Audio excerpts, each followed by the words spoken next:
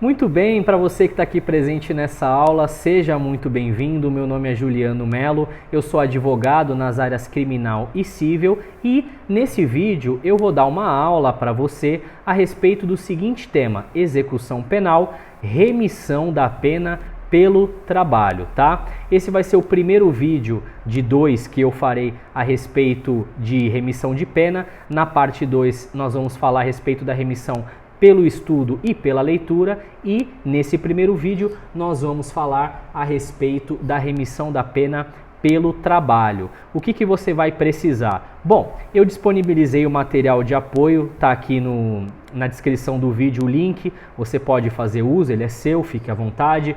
Você pode também pegar o seu Vademecum, né? No caso nós vamos fazer a leitura aqui de dispositivos do Código Penal e principalmente da LEP, da Lei de Execução Penal. Então, deixa o seu Vademecum fácil aí para que você possa fazer a leitura dos artigos junto comigo. O meu site também, julianohmelo.com.br, todos os meus conteúdos vão estar disponibilizados ali. Você pode também utilizar desse site para se informar a respeito de temas sobre a área criminal, sobre a área civil. Ali também as aulas que eu dou vão ser disponibilizadas, vão estar sendo disponibilizadas sempre no meu portal. Vai estar ali os materiais de apoio, tudo o que você precisa eu vou estar incluindo ali. Tá bom? Os meus contatos vão estar aqui na descrição do vídeo e, sem mais delongas, vamos começar fazendo a leitura do artigo 126 da LEP, Lei de Execução Penal. Então, abra o seu Vademecum, por gentileza, no artigo 126 da Lei de Execução Penal. Eu vou colocar aqui a lupa, senão eu não enxergo nada. Diz o seguinte: o condenado que cumpre a pena em regime fechado ou semiaberto poderá remir por trabalho ou por estudo parte do tempo de execução da pena. Então, o que nós temos aqui nesse caput do artigo 126 da LEP, a Lei de Execução Penal? Aqueles apenados que estão no regime fechado ou no regime semiaberto, eles têm direito à remissão de pena pelo trabalho ou pelo estudo. Nós vamos nos concentrar agora na remissão de pena pelo trabalho. Inicialmente, uma consideração que eu vi sendo feita pelo professor Eveni Stallon e que eu achei muito procedente. Você sabe que no século XVIII, com o advento das revoluções liberais, foram sustentados direitos do cidadão que o protegesse contra tiranias, né? O protegesse contra ditaduras, contra governos totalitários, autoritários que tolhessem ali a sua vida, que tolhessem ali a sua liberdade. Esses são os direitos fundamentais que hoje nós conhecemos como sendo direitos fundamentais de primeira geração, que são ali, dentre eles, o direito à liberdade. Então a liberdade, isso é pacífico, é um direito fundamental de primeira geração e está contemplado também na nossa Constituição Federal, né, que todas as pessoas têm o direito à liberdade, direito fundamental de primeira geração. A remissão da pena, ela vai proporcionar ao apenado um acesso mais rápido, um acesso mais pronto, mais efetivo à sua futura liberdade, através da progressão para o regime aberto, através da obtenção do livramento condicional, que nada mais é do que uma antecipação da sua liberdade, condicionada ali a um período de prova, mas naquele período o apenado está livre. Então, uma vez que a remissão da pena ela influi diretamente no alcance da liberdade por parte do apenado, nós podemos dizer que a remissão ela é um direito fundamental da pessoa humana de primeira geração, um direito fundamental do apenado de primeira geração. Essa é a primeira consideração que eu gostaria de fazer. Segunda consideração: o apenado que estiver no regime fechado ou semiaberto, ele pode remir pelo trabalho parte do tempo da execução da pena. Isso significa que o tempo remido, ele não configura redução da pena imposta. Ele configura tempo de pena cumprida. Essa é a segunda consideração, que é muito importante ter esse conceito em mente. Se um cidadão foi condenado ali a 10 anos de reclusão, ele tem uma pena ali de 10 anos para cumprir, e ele tem um tempo para remir de pena, não significa que a pena dele vai cair de 10 anos para uma outra quantidade. Não, a pena continua sendo de 10 anos, mas o tempo remido ele vai ser contado como pena cumprida. Então, esse é um segundo raciocínio que é muito importante que seja feito. Então vamos lá, primeiro subtópico, quem é que tem o direito à remissão? Então você pode pegar aí uma folha e uma caneta e você pode anotar 3 tipos de pessoas que têm direito à remissão de pena.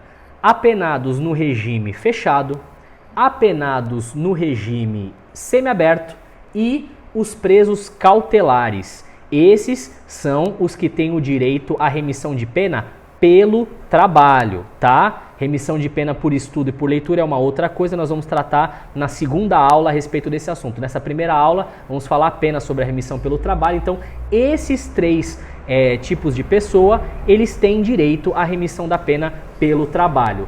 Presos que estiverem no regime fechado, presos que estiverem no regime semiaberto e presos cautelares. Aonde que está a previsão a respeito dos presos cautelares? Está no artigo 126, no parágrafo 7º, que diz o seguinte, veja você, o disposto neste artigo aplica-se às hipóteses de prisão cautelar. Então, o preso cautelar, aquele, por exemplo, que estiver preso preventivamente, ele tem direito, né, à remissão de pena pelo trabalho. Se ele puder ali desempenhar alguma atividade dentro do estabelecimento prisional, ele pode vir a remir de uma futura condenação, de uma eventual condenação, lógico, naquele mesmo processo, né, de uma eventual condenação que ele venha a sofrer, ele pode remir parte do tempo de pena, utilizando-se de trabalho que ele prestou ali, por exemplo, dentro do estabelecimento prisional. Nós falamos em apenados no regime fechado e no regime semiaberto. E com relação aos apenados no regime aberto, esses não têm direito à remissão pelo trabalho. Por qual motivo? Nós vimos aí pelo caput do artigo 126 que eles não aparecem ali na redação, né? Mas por que isso acontece? É porque o trabalho, em relação ao regime aberto, ele é pressuposto, ele é requisito, é básico.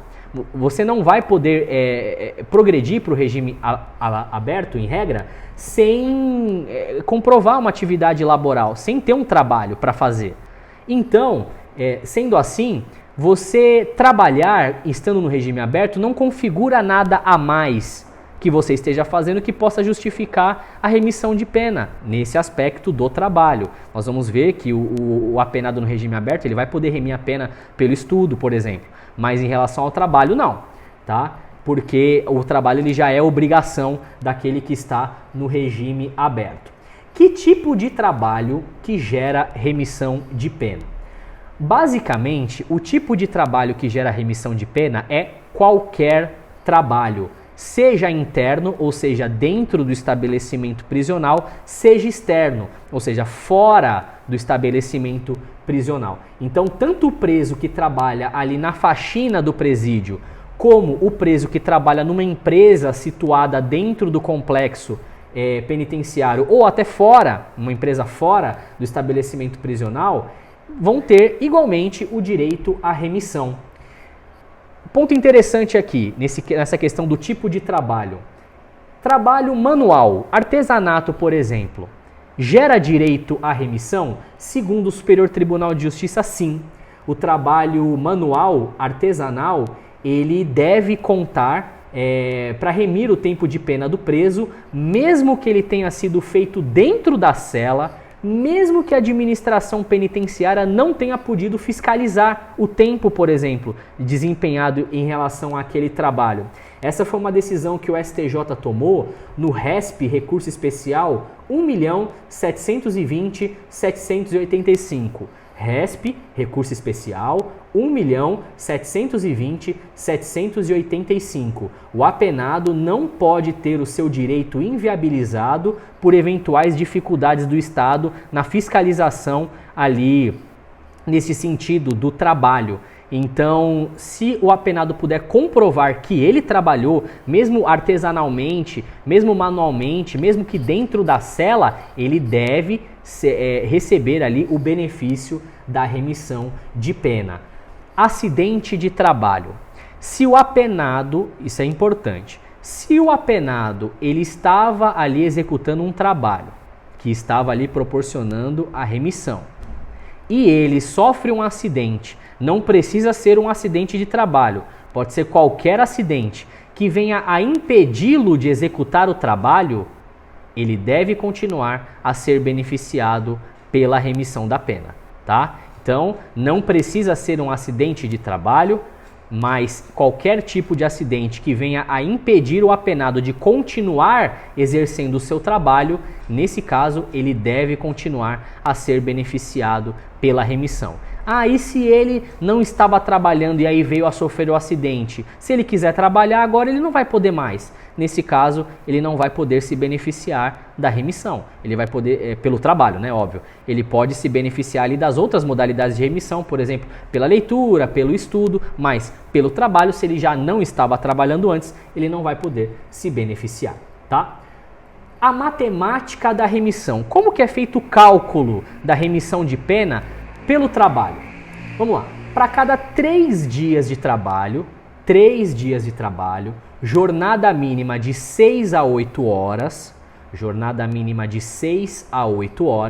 o preso tem direito a 1 dia de remissão da sua pena. Então, a cada 3 dias trabalhados, numa jornada de no mínimo 6, no máximo 8 horas, o preso tem direito a remir 1 dia de pena.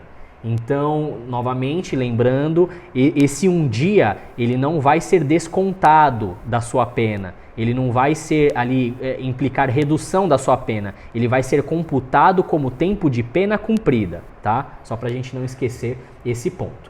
Hora extra. Como funciona a questão da hora extra? Ela pode gerar benefícios a mais envolvendo a remissão da pena para aquele acusado, para aquele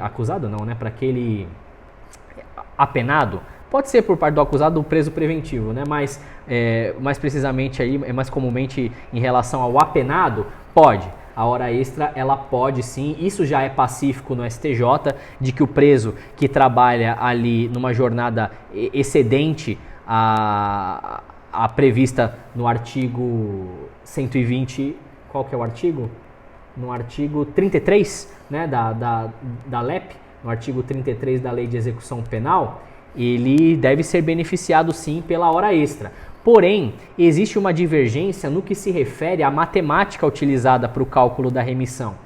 Quando que começa a contar essa hora extra? É a partir da 6ª hora ou é a partir da 8ª hora? Nós vimos ali que a jornada de trabalho ela deve ser no mínimo de 6, no máximo de 8 horas. Mas a partir de quando que começa a contar o tempo de hora extra? A partir da 6ª hora ou a partir da 8ª hora? O STJ ele já tomou decisões nos dois sentidos, então a divergência persiste, essa questão ainda não foi pacificada. Primeiramente, 6ª turma do STJ, habeas corpus 216.815. 6ª turma do STJ, habeas corpus 216.815. Foi decidido que a hora extra só começa a contar a partir da 8ª hora de trabalho cumprida. Então, essa é uma decisão num determinado sentido tomada pelo STJ. Mas, por outro lado, a 5ª turma da Corte já decidiu no habeas corpus 201.634 que a hora extra ela é contada a partir da 6ª hora de trabalho. Então, 5ª turma, habeas corpus 201.634, hora extra é contada a partir da 6ª hora de trabalho. E agora, como é que faz? Na hora de pedir a remissão envolvendo a hora extra. Pede a partir da 6ª hora ou pede a partir da 8ª hora de trabalho? Se você é o advogado do apenado, você vai utilizar aquele entendimento que obviamente beneficie mais o seu cliente. Então você vai pedir a partir da 6ª hora de trabalho, é claro, né? Caso haja ali uma divergência, uma discordância sua, advogado, do apenado, no caso, em relação à matemática aplicada pelo juiz, né, quando do julgamento do pedido de remissão, você pode interpor agravo em execução com base no artigo 197 da LEP. Vamos fazer a leitura desse dispositivo? O artigo 197 da Lei de Execução Penal diz o seguinte: das decisões proferidas pelo juiz, caberá recurso de agravo sem efeito suspensivo. Então você pode interpor agravo em execução caso você discorde da matemática que o juiz utilizou para julgar o seu pedido de remissão ou o pedido de remissão ali do seu cliente. Retornando ao artigo 129 9 da Lei de Execução Penal. Vamos fazer a leitura, que esse ponto ele é bastante importante, embora não seja cumprido, mas tá na lei, a gente precisa conhecer. Artigo 129 da Lei de Execução Penal. A autoridade administrativa encaminhará mensalmente ao juízo da execução cópia do registro de todos os condenados que estejam trabalhando ou estudando, com informação dos dias de trabalho ou das horas de frequência escolar ou de atividades de ensino de cada um deles. E aí o parágrafo 1º fala sobre a remissão pelo estudo. É isso. Então, o caput, que é o que interessa mais nesse aspecto que nós vamos frisar. A direção do presídio, o estabelecimento prisional ali, a sua administração, ela tem a obrigação prevista em lei, prevista na LEP, de encaminhar mensalmente, disponibilizar mensalmente o relatório de atividades do preso para fins do cálculo da remissão e, obviamente, cálculo de outros direitos. Mas, infelizmente, na prática isso não acontece. As administrações penitenciárias elas costumam disponibilizar esse relatório apenas quando elas são solicitadas, apenas quando são feitos pedidos específicos nesse sentido. Mas está na lei que eles deveriam fazer isso sem prévia provocação, mensalmente falando. Agora, o artigo 130 da LEP, Lei de Execução Penal, diz o seguinte: constitui o crime do artigo 299 do Código Penal declarar ou atestar falsamente prestação de serviço para fins de instruir pedido de remissão. Vamos ver que artigo 299 do Código Penal é esse? Vamos fazer a leitura. Veja: falsidade ideológica, omitir em documento público ou particular declaração que dele devia constar, ou nele inserir ou fazer inserir declaração falsa ou diversa da que deveria ser escrita, com fim de prejudicar direito, criar obrigação ou alterar a verdade sobre fato juridicamente relevante.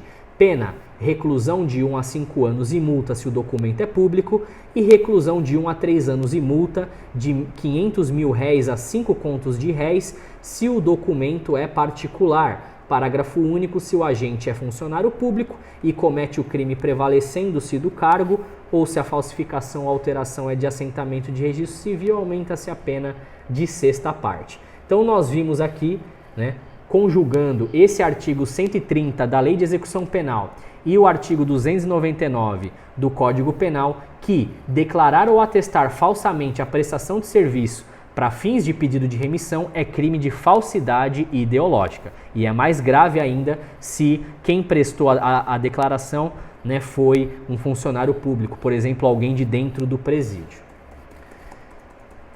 Perda dos dias remidos. É possível que o preso ele venha a perder uma parte dos dias remidos em decorrência de falta grave. Isso é o que está definido na legislação. Nós vamos ler aqui o artigo 127 da LEP. Artigo 127 da Lei de Execução Penal, que diz o seguinte: em caso de falta grave, o juiz poderá revogar até 1/3 do tempo remido, observado o disposto no artigo 57, recomeçando a contagem a partir da data da infração disciplinar. Vamos ver qual é esse artigo 57?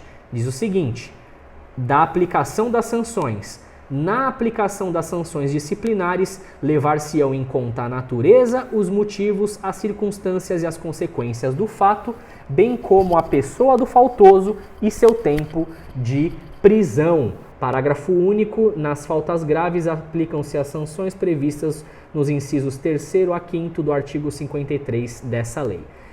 Até 2011, essa é uma informação importante. Como que era antes de 2011? O preso que cometesse falta grave, ele perdia a totalidade dos dias remidos. Isso, obviamente, o prejudicava de uma maneira desproporcional, ali complicando ainda mais a sua ressocialização, inviabilizando ali a sua reintegração à sociedade. Mas, em 2011, com o advento da Lei 12.433, esse artigo 127 da LEP, ele passou a prever um teto, que é de 1/3 dos dias remidos. Significa isso que o juiz ele não pode ultrapassar né, ou 1/3 dos dias remidos, né, para tirar ali do apenado, ali do preso, no caso de cometimento de falta grave. Ele pode aplicar ali uma fração inferior, a defesa ela deve pressionar nesse sentido, né? No caso, principalmente se for a primeira falta, né, grave que o apenado estiver cumprindo, talvez não justifique ali a aplicação dessa sanção máxima, né, da perda de 1/3 dos dias. Ele pode aplicar ali uma função, uma fração inferior. É difícil, mas cabe à defesa pressionar o magistrado nesse sentido, pressionar dentro da legalidade, né? Todo mundo entendeu. Embora ataque ali um direito que o preso adquiriu, né? Enfim, é uma questão complicada essa questão da perda dos dias remidos. O Supremo Tribunal Federal ele já estabeleceu que é constitucional. Nós vamos ler aqui a súmula vinculante número 9 do Supremo Tribunal Federal, que diz o seguinte: o disposto no artigo 127 da Lei 7.210 de 1984, Lei de Execução Penal, foi recebido pela ordem constitucional vigente e não se lhe aplica o limite temporal previsto no caput do artigo 58. Então, é constitucional a perda dos dias remidos, né, em caso de falta grave ali cometida pelo preso. Infelizmente, né, o tribunal decidiu neste sentido. Último ponto que nós vamos tratar nessa primeira aula é a chamada remissão ficta. O que seria a remissão ficta? Vamos imaginar a situação de um preso que quer trabalhar. Ele, por exemplo, está no regime fechado, ele quer trabalhar, mas não há vagas. Ele não consegue trabalhar não porque ele não quer, ele quer, mas o estabelecimento prisional não tem uma vaga de trabalho para oferecer para ele, não tem nada que possa ali proporcionar alguma atividade laboral. Como que fica nessa situação? Ele perde o direito a usufruir, né, do benefício da remissão? Foi criado um conceito, né, dentro da interpretação da lei, da aplicação do direito ali, na doutrina, na atividade advocatícia, de que dever-se-ia aplicar nesse caso a remissão ficta, ou seja, conceder a remissão como se o preso tivesse trabalhado, embora ele não tenha trabalhado. Por quê? Porque ele não trabalhou, não porque não quis, não porque não se colocou à disposição, mas porque foi-lhe inviabilizado esse direito, foi-lhe inviabilizado esta situação por parte, por exemplo, do Estado, que não foi capaz de proporcionar ali uma vaga de trabalho, uma oportunidade de trabalho para que o preso pudesse desempenhar. Mas, na prática, como é que funciona? Essa remissão ficta tem sido aceita? Bom, essa é uma questão, infelizmente, muito polêmica. E muito polêmica em desfavor da defesa, obviamente, como na maioria dos casos, né, envolvendo ali a matéria penal. O STJ ele já decidiu, no habeas corpus 175.718, habeas corpus 175.718, que não cabe a remissão ficta, né, na situação de não haver vagas, por exemplo, para o apenado no regime fechado, não há vagas dentro do estabelecimento prisional, porém o assunto ele segue sendo discutido. Por quê? Porque se você for ler o voto que foi seguido ali, o voto é da ministra Marilza Mainardi, desembargadora convocada do Tribunal de Justiça do Sergipe. Ela estava ali trabalhando no STJ, proferiu o voto e era a seguinte situação: o estabelecimento prisional ele já estava proporcionando as vagas de trabalho, mas ele estava fazendo isso de maneira paulatina e ainda não havia chegado a vez daquele apenado de ser contemplado com uma vaga de trabalho, mas iria chegar. E houve uma decisão nas instâncias inferiores, nas instâncias de origem, que determinou que o estabelecimento prisional, uma ordem judicial, para que o estabelecimento prisional criasse a vaga de trabalho para aquele preso em 90 dias. Então, veja, o preso ele pediu ali através da sua defesa que nesse período fosse também considerada a remissão ficta. E aí o tribunal achou demais, né? Falou, não, a gente já determinou a solução do problema, agora você espera aí mais um pouco, já vai ser criada a vaga, você vai ser beneficiado com o trabalho pela remissão. Agora, daqui para lá você ser beneficiado pela remissão ficta, né, a gente entende que não é o caso, etc. Foi uma decisão mais ou menos nesse sentido. Agora, o que fazer, por exemplo, em situações em que não há sequer previsão de quando vai haver a criação da vaga de trabalho? E aí, como é que faz? Então, por isso que esse assunto ele continua sendo discutido, né? Com base ali em outros argumentos que são suscitados ali pelas defesas dos presos, esse assunto ele continua sendo debatido, mas por enquanto essa é a posição que nós temos, né, do STJ. Na doutrina nós temos uma divergência nesse sentido, né? Por exemplo, o professor Júlio Fabrini Mirabete, ele defende o cabimento da remissão ficta. Ele entende que é um direito subjetivo do preso, um direito fundamental de primeira geração, conforme nós mencionamos, e, assim, tem que funcionar, e ele não pode ficar esperando, né? Porque é um direito dele, ele não tem que ficar esperando, tem que ser concedida a remissão ficta, e quando tiver o trabalho, ele trabalha. Essa é a posição do professor Mirabete. Por outro lado, a posição do professor Nutti, Guilherme de Souza Nutti, que é a mais utilizada, enfim, né, justamente porque ela chega ali num meio termo e foi utilizada nesse caso, né, por parte da ministra Marilza Mainardi, nesse voto que ela prolatou, foi utilizado esse posicionamento do professor Nutti, no sentido de que antes de ser concedida a remissão ficta, deve-se primeiro determinar ao estabelecimento prisional a correção do erro, para não ser aplicada a remissão ficta.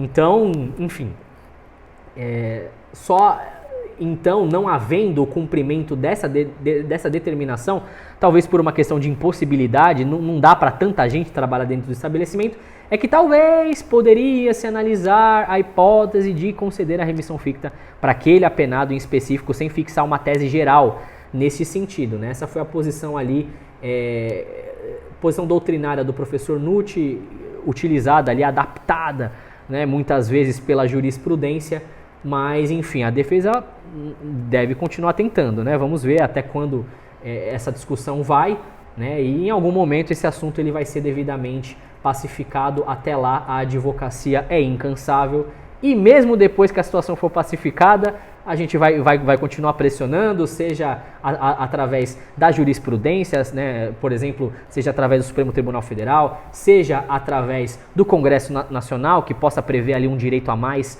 do preso nesse sentido. Enfim, a advocacia não para jamais, a advocacia não pode se conformar jamais.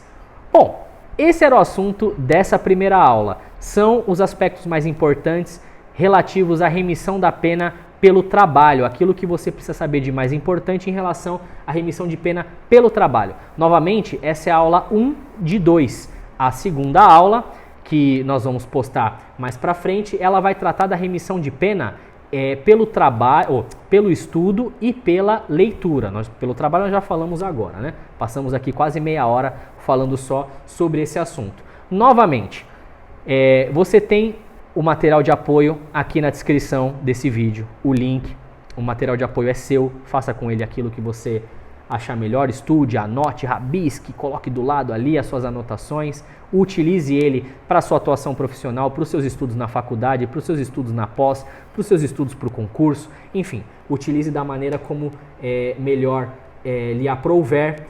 O meu site julianohmelo.com.br, todos os meus conteúdos, eles são postados também no meu site, principalmente no meu site, inclusive os vídeos das aulas, material de apoio, etc. Outras coisas, matérias referentes a outros, textos referentes a outros assuntos, tanto de direito penal quanto, né, de direito civil, enfim. Lá você vai encontrar bastante coisa que possa te ajudar aí nos seus estudos ou na sua atuação profissional.